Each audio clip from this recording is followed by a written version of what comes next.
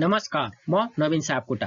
सधैँझै आज पनि मैले कक्षा 11 को ऐच्छिक नेपाली अन्तर्गत निबन्ध खण्डको निबन्धकार ताना शर्मा र उनको छिनासिम छुने रहर निबन्धको विश्लेषणसँग सम्बन्धित सामग्रीहरू लिएर आएको छु। यस सामग्रीभित्र निबन्धकारको परिचय, प्रवृत्ति तथा विशेषता, निबन्धका तत्त्वगत आधारमा छिनासिम छुने रहर निबन्धको विश्लेषण, निबन्धको सार, निबन्धको विषयवस्तु, मूलभाव, विचार, उद्देश्य, भाषाशैली, शीर्षक सार्थकता आदि सामग्रीहरू समेटिएको छ। पक्कै पनि यस सामग्रीले यहाँहरूको अध्ययन अध्यापनमा सकारात्मक सहयोग पुग्नेछ भन्ने मैले आशा लिएको छु। यदि यहाँहरू यस च्यानलमा नयाँ हुनुहुन्छ र यस्तै खालका सामग्रीहरू हेर्न र सुन्न चाहनुहुन्छ भने कृपया यस च्यानललाई सब्स्क्राइब गरिदिनुहोला र सँगैको बेल आइकनलाई पनि थिचिदिनुहोला। लौ त सुरु गरौँ आजको सामग्री।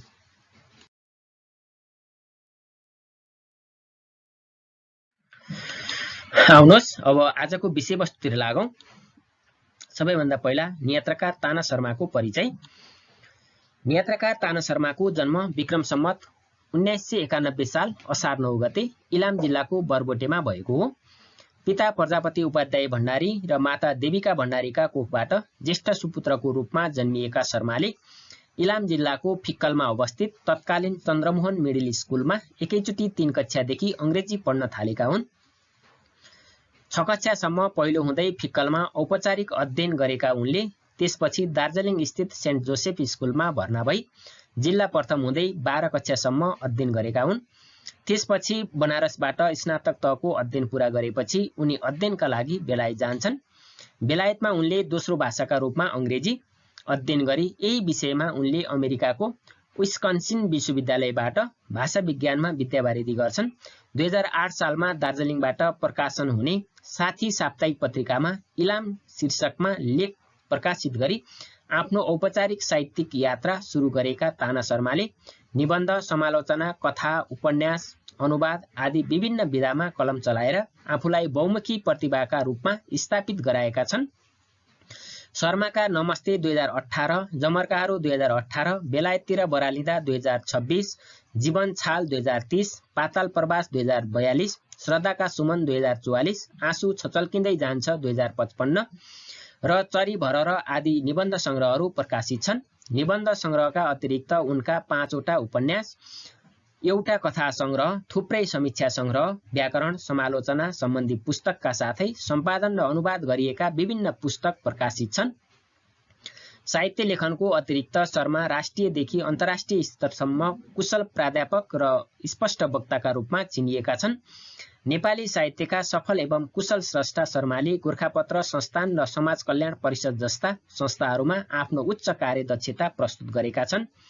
द राइजिङ नेपाल नामक अंग्रेजी दैनिक पत्रिकाको प्रधान सम्पादक भएर तथा नौलो पाइलो, गरिमा, उकालो जस्ता पत्रिकाहरू सम्पादन गरेर पत्रकारितामा पनि उल्लेख्य योगदान पुर्याएका छन्। त्यसैगरी प्रगतिशील लेखक संघका संस्थापक सदस्य, झर्रोवादी आन्दोलनका 5 जना संस्थापक मध्येका अग्रणी र साझा प्रकाशनका सञ्चालक समेत भएर उनले काम गरेका छन्।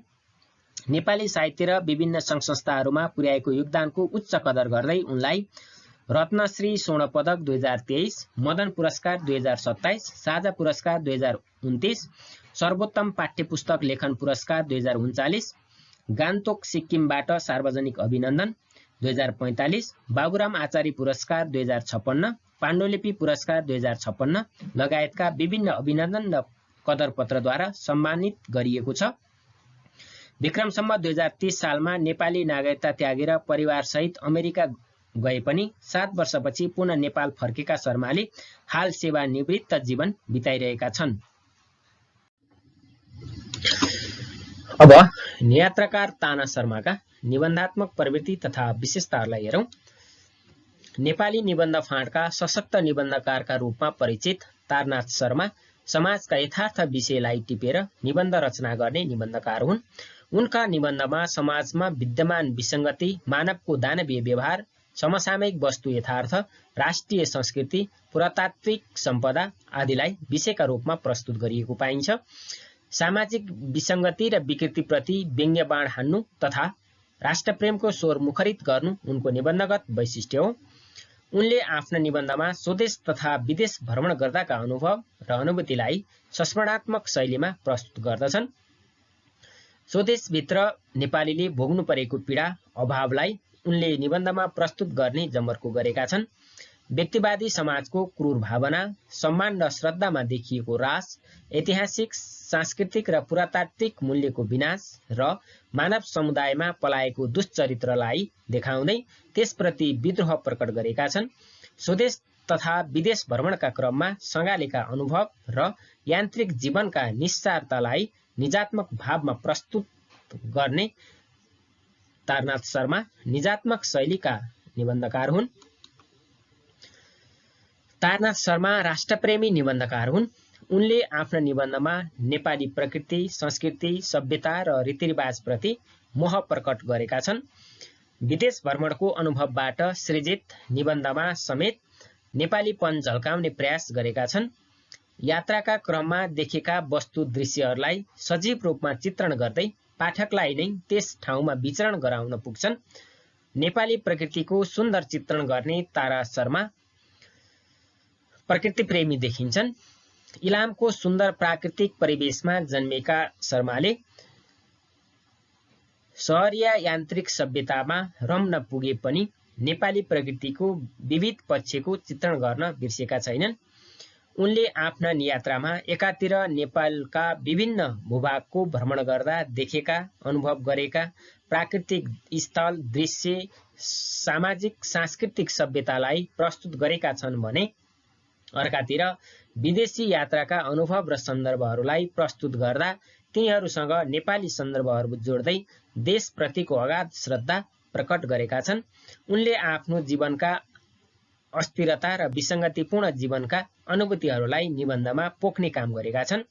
त्यसैगरी नेपाली भाषा र साहित्यको सेवामा अनवरत रूपमा लागेका राष्ट्रिय प्रतिभाहरूको योगदानको कदर गर्दै उनीहरूप्रति श्रद्धा भाव अर्पण गर्ने काम आफ्ना निबन्धमा गरेका छन्। यसको ज्वलन्त उदाहरणका रूपमा श्रद्धा सुमन निबन्ध सङ्ग्रहलाई लिन सकिन्छ।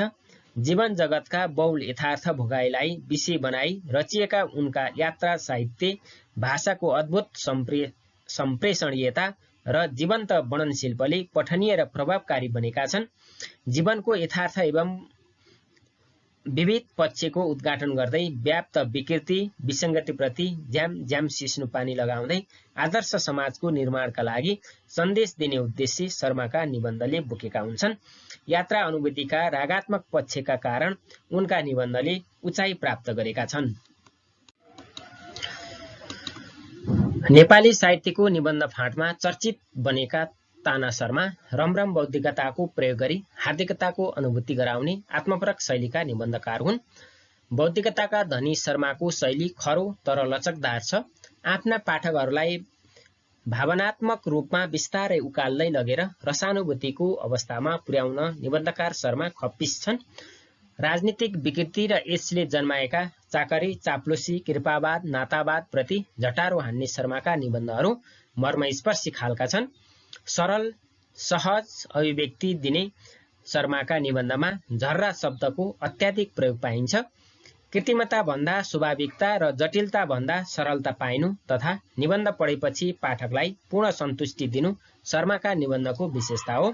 आफूले जे देख्छन् त्यसलाई स्पष्ट रूपमा प्रस्तुत गर्ने शर्मा खरा र निडर निबन्धकार हुन्।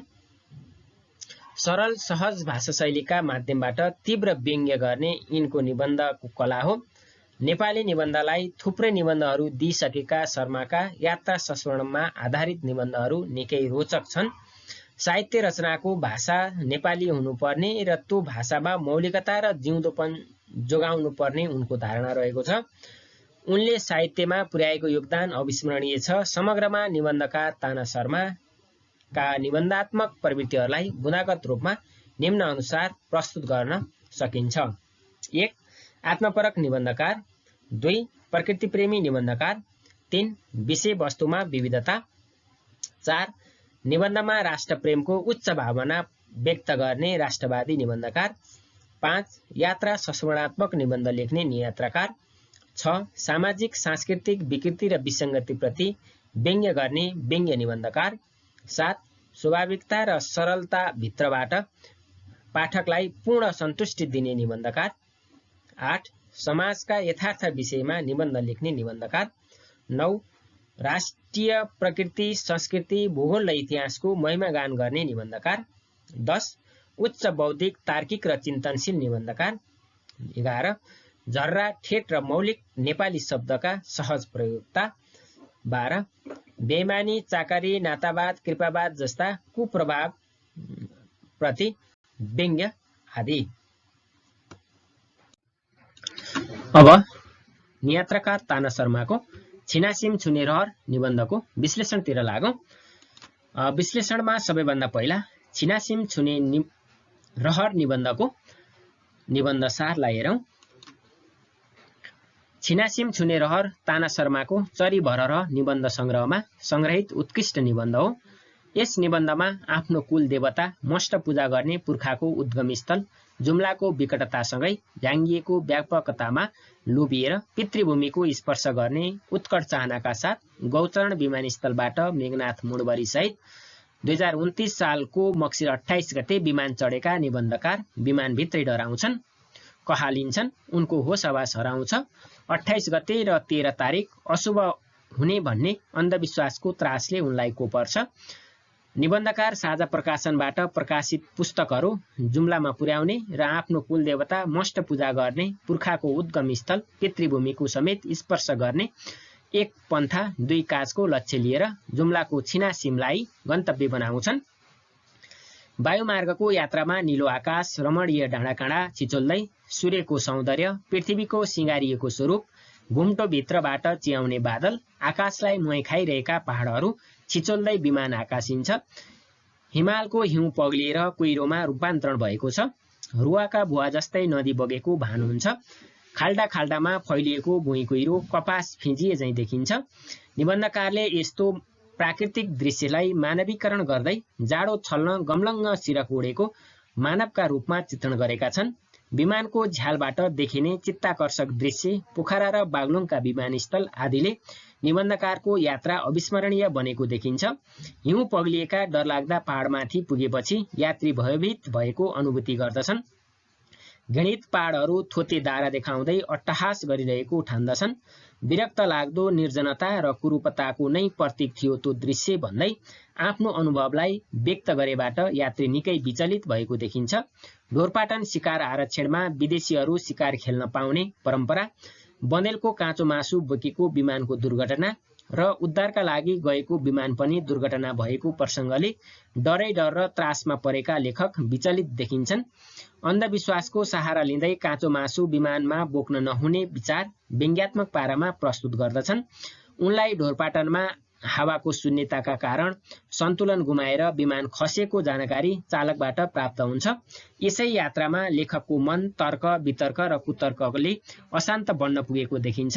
डोल्पा जिल्लामा निर्जन र हिउँले खाएका उजाड पहाड देखेर तिनलाई निबन्धकार भालुभुत्तेको संज्ञा दिन्छन्। विमानभित्रबाट देखिएका फाटफुट घर र त्यहाँका मानिसहरूको बाँच्ने कला देखेर निबन्धकारको कोमल मन भावुक हुन्छ। उनलाई त्यस विकटता र व्यवस्थाप्रति टिठ लाग्दछ। उनी विमानभित्रै डरले थुरथुर काम्न थाल्छन्। वायुयान बिस्तारै हावासँग कावा खाँदै मोडिएर दुईतिर डरलाग्दा अग्ला हिम श्रृङ्खला बीचबाट खोचैखोच हिमाल पारी पुगेको उनलाई पत्तै हुँदैन। वायुयान हिम प्रदेशमा पुगेपछि त्यसलाई देवत्वको चिन्ह भन्दै खसे पनि चोट नलाग्ने कुराले निबन्धकारको मन शान्त भएपछि उनले आनन्दको सुस्केरा हाल्दछन्। अब उनलाई पितृभूमिको मोहले तान्न थालिसकेको हुन्छ। उनी उच्च पहाडी हिम श्रृङ्खलाका कापाबाट परपर छिनासिम चियाउन थाल्दछन्। उनको मन हर्षले फुलेल बन्दछ। विजयको उन्मादले अनुहार प्रदीप्त बन्दछ। अघिका कहाली लाग्दा अनुभवहरू अब अतीत बन्न पुग्दछन्। बिहान 10:15 विमान खलङ्गा विमानस्थलमा अवतरण हुन्छ। विमानबाट ओर्लन साथै रत्नाकर देवकोटाको आतिथ्यले निबन्धकारको सारा थकान मेटिन्छ। उनीहरू तिला नदी छेउको कञ्चन पानी बगिरहेको खोला तर्दै चन्दननाथ बाबाको मन्दिरतर्फ बढ्दछन्। त्यहाँको हिउँमा चिप्लिटी खेल्दै कञ्चन पानीमा डुबुल्की मार्ने रहर बोकेका निबन्धकार खोल्साको पानी अचाएर शिरमा सेचन गर्दै कृतार्थ बन्दछन्। बाटामा भेटिएका लोग्ने मानिस र स्वास्नी मानिसहरूका मैला लुगा, काला र फुस्रा अनुहार देखेर निबन्धकार चिन्तित देखिन्छन्। जुम्लामा चल्ने एक खालको सुक्खा हावाले सबै अनुहार फुस्रो र कालो बनाउने प्राकृतिक तथ्य उनलाई थाहा हुँदैन। चन्दननाथ मन्दिरमा 2 रुपियाँ भेटी चढाएर फूल प्रसाद ग्रहण गर्दछन्। पुर्खाप्रति कृतज्ञता प्रकट गर्दछन्। झुप्रे घरहरू, मैला लुगाफाटा, फुङ्ग उडेका काला अनुहार भएकाले कुनै युवतीले उनको मन आकर्षक गर्न सक्दैनन्। उनलाई कुनै अनौठो प्राणी झैं हेर्दै उनीहरू बाटामा तर्किदिन्छन्। गुरु चन्दननाथले माया गरेको उनका कुरा उनका छोरा पराक्रमी मस्टाहरूले रक्षा गरेको तथा मस्टाका बहिनी शक्तिशाली मालिकाहरूले जगेडा गरेको जुम्ला एकातिर आधुनिकताको अभावले रोइरहेको देखिन्थ्यो भने अर्कातिर पाखाका रुख बिरुवाहरू मासिएकाले र उब्जनी घट्न थालेकाले भोकभोकै चाउरी परेको देखिन्थ्यो। यस्तो अभिव्यक्तिमा लेखक पर्यावरणप्रति सचेत देखिन्छन्। उनले सामाजिक रूपान्तरण, शिक्षा, स्वास्थ्य र व्यक्तिगत सरसफाइप्रति सचेतनाको खाँचो औँल्याएका छन्। निबन्धकार जुम्लाको छोटो यात्रापछि स्थानीय यात्रुहरूसहित काठमाडौँ फर्किन विमान चढ्दछन्। अब उनको मनमा त्रास होइन, जिज्ञासा र कुतूहल बढेको छ। विमानको झ्यालबाट देखिने से फोक्सुन्डो तालको अनुपम दृश्यमा उनी लोभिन्छन्। सर्प गुडिल्किए झैं देखिने काली नदीको नागबेली दृश्य र नदी किनारको फाँटले उनलाई लोभ्याउँछन्। झोलुङ्गे पुल र साँगोको व्यवस्था गर्न सके त्यो उर्वर भूमिलाई कृषि केन्द्रमा परिणत गर्न सकिने विचारसँगै त्यो फाँट पुतली खेत होला भन्ने लख काट्दछन्। पोखराका सौन्दर्यको दृश्य अवलोकन गर्दै सुनौली र बुटवलका नागबेली बाटाहरू हेर्दै चतरा, धरान र तमोर हुँदै गर्दा देखिने लोकमार्गलाई ताप्लेजुङ पुर्याएर विकासको मूल फुटाउने सपना देख्दछन्। त्यसै दिन 12:35 गौचरण विमानस्थलमा ओर्लिएपछि साझा प्रकाशनलाई पितृभूमि छुने सुनौलो अवसर मिलाइदिएकाले हृदयदेखि नै धन्यवाद दिँदै लेखक चन्दननाथको फुलपाती प्रसाद र आशीर्वाद लिएर सकुशल दिनको 1 बजे घर पुगेका र उनलाई फर्केको देखेपछि परिवार हर्षित भएको वर्णनमा पुगेर यो निबन्ध यात्रा पूरा भएको छ। अब निबन्धको विषयवस्तु छिनासिम छुने रहर यात्रा निबन्ध हो। यस निबन्धमा निबन्धकारले जुम्लाको छिनासिम खलङ्गा जाने क्रममा आफूले अनुभव गरेका भावहरूलाई शब्द संयोजन गरेर कलात्मक निबन्धको रूपमा प्रस्तुत गरेका छन्। यस यात्राको समय आजभन्दा करिब 5 दशक अगाडि विषम 2029 साल मक्सिर 28 गते रहेको छ। यसमा साझा प्रकाशनको अनुरोधमा साझाकै एकजना व्यक्ति मेघनाथ मुडवरी सहित आफ्नो पितृभूमि जुम्ला गएको प्रसङ्गलाई कलात्मक रूपमा प्रस्तुत गरिएको छ। साझा प्रकाशनका पुस्तकहरू लिएर जुम्ला जाने जहाजमा निबन्धकार र मुडवरीले जाने अवसर पाउँछन्। यस निबन्धमा प्राकृतिक वर्णन, मस्टोमालीका संस्कृति, तत्कालीन जिल्लावासीले देखेको भोगेको यथार्थ, पितृभूमिप्रतिको ममता, तिला नदीको वैशिष्ट्य, बाबा चन्दननाथको ऐतिहासिक एवं धार्मिक महत्त्व, ढोरपाटन शिकार आरक्षणको आकर्षण, शुभ अशुभ तथा विमान दुर्घटनाका कहाली लाग्दो स्मरण, फोक्सुन्डो ताल, काली नदी, पोखरा उपत्यकासँगै लोकमार्गको विस्तारलाई चतरा, धरान, तमोर हुँदै ताप्लोजिङसम्म पुर्याएको वस्तुगत सौन्दर्यको वर्णनलाई विषयवस्तु बनाइएको छ। अब उद्देश्य: आफ्नो पितृभूमि जुम्लाको पवित्र माटोको स्पर्श गर्न र गुरु चन्दननाथको आशीर्वाद लिन जुम्ला जिल्लाको छिनासिम खलङ्गातर्फ उडेका निबन्धकारले यस निबन्धमा भौगोलिक विकटता, यात्राका चुनौती, समृद्धि र विकासको पर्खाइ र अथाह सम्भाव्यताको खोजी गरेको पाइन्छ। यसमा यात्राका अनुभूति, देशप्रेम र पितृस्थलको वर्णन यस निबन्धको मूल कथ्य रहेका छन्। काठमाडौँबाट जुम्लासम्मको हवाई यात्राका क्रममा देखिएका दृश्यहरूको रोमाञ्चक वर्णन गर्नु तथा पुर्खाहरूको उत्पत्ति स्थलका रूपमा रहेका तर पर्याप्त संरक्षण र प्रचार प्रसारको अभाव भएका ऐतिहासिक महत्त्वका स्थलहरू छिनासिम, चन्दननाथ मन्दिर, मस्टानाथको महिमागान गाउनु प्रस्तुत निबन्धको मूल उद्देश्य हो। तत्कालीन समयका जुम्लेली जनताले भोग्नु परेका समस्या, दाउरा बाल्दाका अप्ठ्यारा, बिजुलीको अभाव, सुक्खा हावाको प्रभावको चर्चा गर्दै परिवर्तन कहिले हुन्छ भन्ने निरुत्तरित प्रश्न र विकटताभित्रको वैभवलाई प्रस्तुत गर्नु पनि यस निबन्धको उद्देश्य देखिन्छ। त्यस्तै संस्कार र संस्कृतिगत उच्चता, भावनात्मक निकटता, आर्यहरूको मष्टपूजन संस्कृति, भाषाको उत्पत्ति स्थल, विकास र सभ्यताको इतिहास आदि ध्वनित गर्नु यस निबन्धको उद्देश्य देखिन्छ। त्यस्तै यथार्थ जीवनको चित्रण, मानवीय दृष्टिकोण, राष्ट्रवादी चिन्तनको गाम्भीर्य, समय सापेक्ष परिवर्तनको अपेक्षा, पुर्खाको योगदान र नेपालीको अस्तित्वको खोजी, प्रकृतिको विकटता, विराटता र अनुपमता बीचको तुलनात्मक विश्लेषणसहित नेपाल र नेपाली प्रकृति र लेखकको जन्मभूमिप्रतिको अपार श्रद्धा व्यक्त गर्नु पनि निबन्धको मुख्य उद्देश्य हो। निबन्धकारले यात्रा गर्दा गते बार ख्याल गर्ने, शुभ अशुभमा विश्वास गर्ने, काँचो मासु बोकेको जहाज दुर्घटनामा पर्ने जस्ता गलत सोच विचार, धारणा र संस्कारहरूको सुधार गर्नुपर्ने सन्देश दिने उद्देश्य पनि निबन्धमा राखेको पाइन्छ। राज्यको असन्तुलित विकासको वितरणका कारणले जुम्लाको छिनासिम जस्तै प्राकृतिक, भौगोलिक, धार्मिक, सांस्कृतिक र ऐतिहासिक अनेकौं स्थलहरूको कहाली लाग्दो जनजीवनको यथार्थ चित्रण यस निबन्धमा गरिएको छ। गरिबी, भोकमरी, अभाव र असंख्य दुःखका कारणले त्यहाँका बासिन्दाहरूले ध्वाँसो पोतिएका अनुहार, कलेटी परेका ओठ लिएर अनि पटपटी फुटेका हातगोडा र मैलो कटकटिएका लुगा लगाएर जीवन जिउनु पर्ने अवस्थाको अन्त्य गरी समाज सुधार र सामाजिक समानताको उद्देश्य निबन्धले राखेको पाइन्छ। यस्तै यात्राका क्रममा देखिएका पोखरा, बागलुङ, ढोरपाटन र जुम्लाको भौगोलिक बनावट र प्राकृतिक स्रोत साधनको वर्णनले नेपालको भौगोलिक प्राकृतिक विविधता र सौन्दर्यको उजागर गर्दै हाम्रो भाषा, संस्कृति र पुर्खाको उद्गम स्थल जुम्लाको धार्मिक, सांस्कृतिक स्थल र अतीतको गौरव, जातीयता, धर्म, संस्कृति, आध्यात्मिकता र भाषा संस्कृतिको पहिचान र संरक्षण गर्नुपर्ने आग्रह सहितको उद्देश्य यस निबन्धमा रहेको छ। अब मूल भाव तथा विचार। छिनासिम छुने रहर ताना शर्माको नियात्रा निबन्ध हो। यस निबन्धमा पितृहरूको जन्मस्थल हेर्ने निबन्धकारको रहरले जन्मभूमिप्रतिको अगाध स्नेहको भाव प्रकट भएको छ। देशको माटो, संस्कृति र प्रकृति पहिचान गर्न देश दर्शनमा निस्कनै पर्ने विचार निबन्धकारको छ।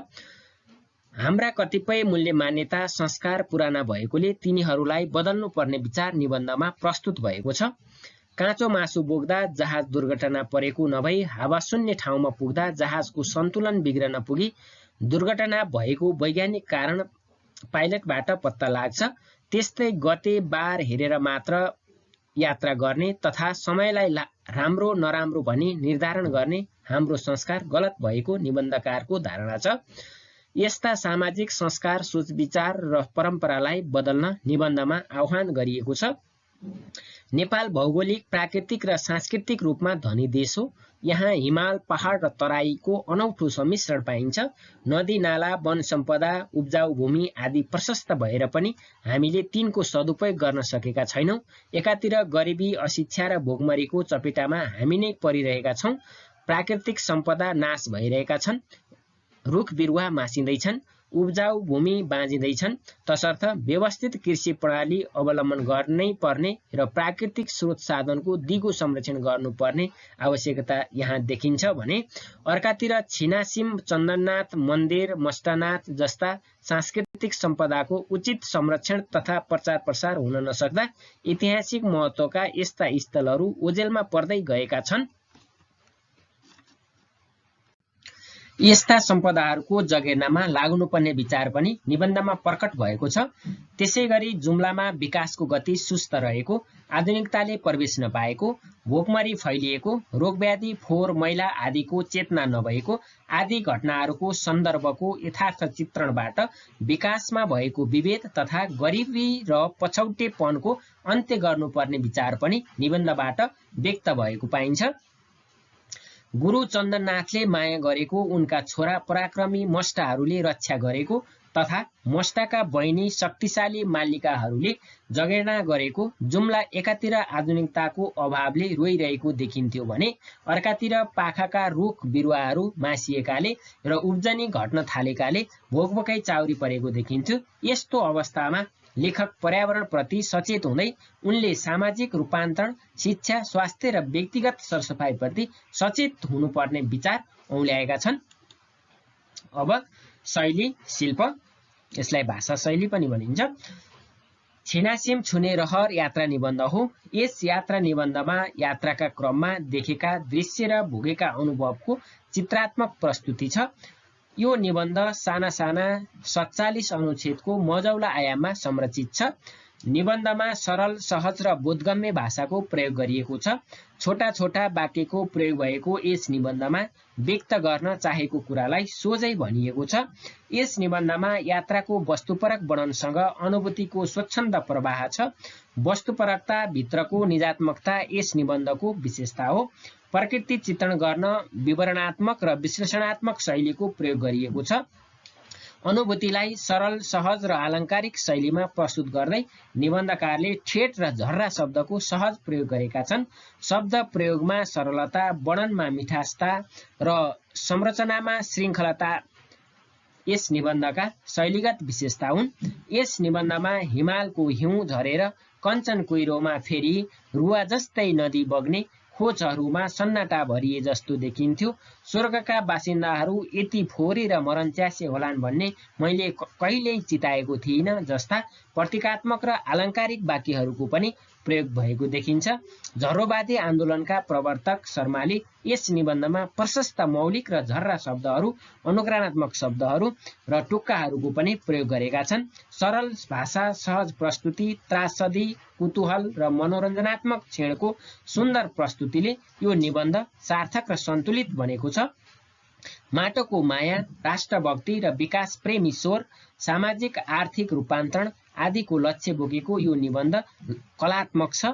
यसको अभिव्यक्ति, शिल्प, भाव संयोजन उत्कृष्ट देखिन्छ। अभिधा, लक्षणा र व्यञ्जनामूलक कुतूहलपूर्ण झर्रा नेपाली पदावलीहरूको विशिष्ट संयोजनले यस निबन्ध उत्कृष्ट बनेको छ। अब छिनासिम छुने रहर निबन्धको शीर्षक सार्थकतातिर लागौं। छिनासिम छुने रहर पदावलीगत प्रकृतिको शीर्षक भएको निबन्ध हो। यसको शाब्दिक अर्थ छिनासिम भन्ने ठाउँमा पुग्ने इच्छा वा चाहना भन्ने हुन्छ। छिनासिम जुम्ला जिल्लामा अवस्थित छ। जुम्ला नेपाली भाषा, साहित्य, संस्कृतिको उत्पत्ति स्थल मानिन्छ। आफ्ना पुर्खाको उत्पत्ति स्थल, भाषा र सभ्यताको केन्द्र, कुलदेवता मस्टोको उद्गम स्थल र स्थापना भएको पवित्र स्थानमा पुग्ने, रमाउने, त्यहाँको माटामा लडीबुडी खेल्ने र त्यहाँको पानीमा डुबुल्की मार्दै पानी अचाउने, शीर्षेचन गर्ने इच्छा हरेक असल सन्तानलाई हुन्छ। यहाँ निबन्धकार तारनाथ शर्मामा पनि त्यही इच्छा भित्रदेखि जागृत भएको छ। त्यसैले नेपाली भाषा, साहित्य र सभ्यताको उद्गम स्थल जुम्लामा पुग्ने उनको रहर स्वाभाविक देखिन्छ। यही रहर पूरा भएपछि निबन्धकारले त्यहाँ पुग्ने क्रममा अनुभूति गरेका कुराहरू संस्मरणका रूपमा समेटेर छिनासिम छुने रहर शीर्षक चयन गर्नु स्वाभाविक नै देखिन्छ। देवभूमि र पितृभूमिको चरण स्पर्श गर्ने निबन्धकारको रहरलाई निबन्धमा वर्णन गरिएको छ। निबन्धको समयावधि 4 घण्टाको मात्रै छ। यही छोटो समयमा नै निबन्धकारका आफ्ना पुर्खाको र पवित्र पैतृक थलो चुम्ने उत्कट अभिलाषा शीर्षकबाट प्रकटित भएकोले पनि निबन्धको शीर्षक सार्थक र उपयुक्त देखिन्छ। समग्रमा आफ्नो देशका अनुपम प्राकृतिक छटाहरूको अध्ययन, अवलोकन सर्वप्रथम आफैले गर्नुपर्छ। आफ्नो प्रकृति र आफ्नो संस्कृतिको स्पर्श हृदयले गर्नुपर्छ भन्ने विशिष्ट सन्देश बोकेको यस निबन्धको शीर्षक विधान विषयानुकूल, सार्थक र उपयुक्त देखिन्छ। हस्त आजलाई सामग्री यति। यहाँहरूलाई यस सामग्री कस्तो लाग्छ कृपया कमेन्ट गर्नुहोला। यहाँहरूकै सकारात्मक सल्लाह सुझावले नै थप हौसला प्रदान गर्नेछ। साथै सामग्री हेरिसकेपछि यस सामग्रीलाई सब्स्क्राइब, शेयर गर्न नबिर्सिनुहोला। धन्यवाद।